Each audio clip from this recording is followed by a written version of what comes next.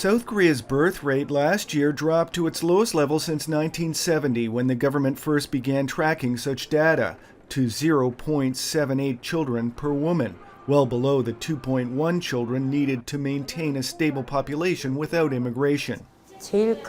In terms of policy, I think the most important thing about raising a child is the financial burden facing couples in an environment where children can grow. We also need people to work to support society. But if the economic structure starts to collapse, South Korean society will inevitably decline.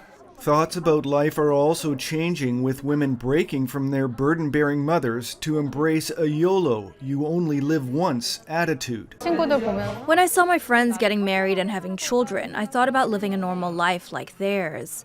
But the measure for living a normal life depends on the individual. So I decided to make myself happy as the focus of my life, rather than having a child and finding happiness there. The government has spent hundreds of billions of dollars on various policies over 2 decades, but has still failed to turn the trend around.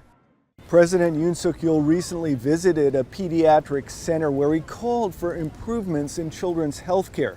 But early in his administration, he dissolved the Ministry of Gender Equality and Family and recently pushed out the top official on population policy, who'd suggested a dramatic increase in benefits for newlyweds and incentives for each child born.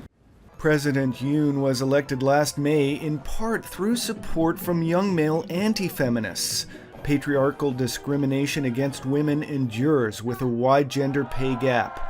Experts admit it's complicated. You can't point to just one cause, such as unstable employment, unequal housing, sexist social problems, childcare issues, and the childbearing career gap. In the end, women are forced to make choices: give birth and raise a child, or build a career. In December, the government said it would introduce new childbirth incentives and address gender discrimination, but at the same time, it also announced it would increase immigration. Frank Smith, TRT World, Seoul.